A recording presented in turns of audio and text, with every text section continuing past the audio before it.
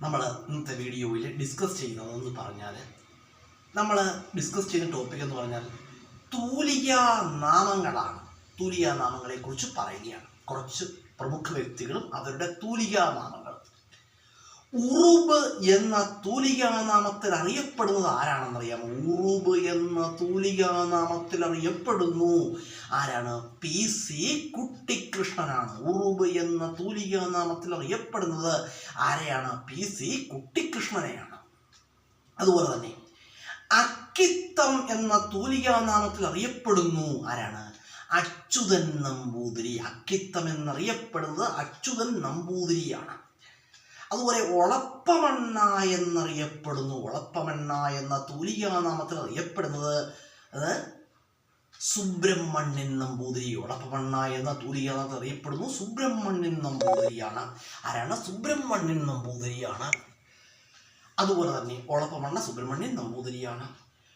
കോവിലൻ എന്ന തൂലികാ നാമത്തിൽ അറിയപ്പെടുന്നത് VV അയ്യപ്പനാണ്. കോവിലൻ എന്ന തൂലികാ നാമത്തിൽ അറിയപ്പെടുന്നു VV അയ്യപ്പൻ. ആരാണ്? VV അയ്യപ്പനാണ്. കോവിലൻ എന്ന തൂലികാ നാമത്തിൽ അറിയപ്പെടുന്നു VV അയ്യപ്പൻ. അതുപോലെ തന്നെ ഇന്ദുചൂടൻ എന്ന തൂലികാ നാമത്തിൽ അറിയപ്പെടുന്നത് KK നീലകണ്ഠനാണ്. ഓർത്തുവെച്ചുള്ള ഇന്ദുചൂടൻ എന്ന തൂലികാ നാമത്തിൽ അറിയപ്പെടുന്നു ആൻസർ KK നീലകണ്ഠൻ. അതുപോലെ തന്നെ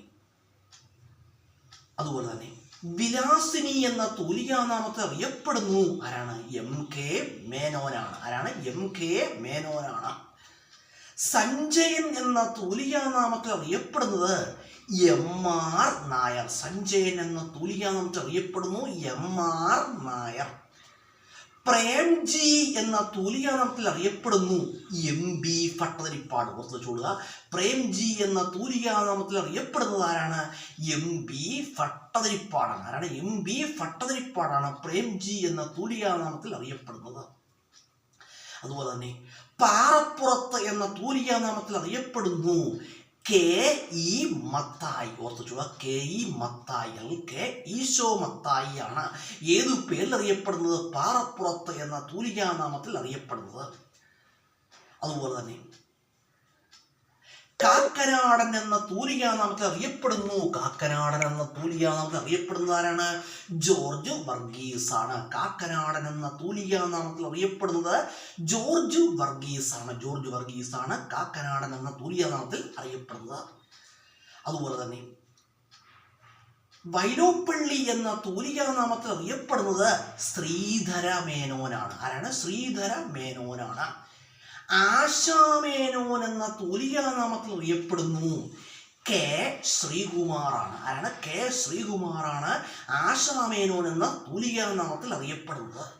ചങ്ങമ്പുഴ എന്ന തൂലികാ നാമത്തിൽ അറിയപ്പെടുന്നത് ആരാണ്? ചങ്ങമ്പുഴ എന്ന തൂലികാ നാമത്തിൽ അറിയപ്പെടുന്നു ആരാണ്?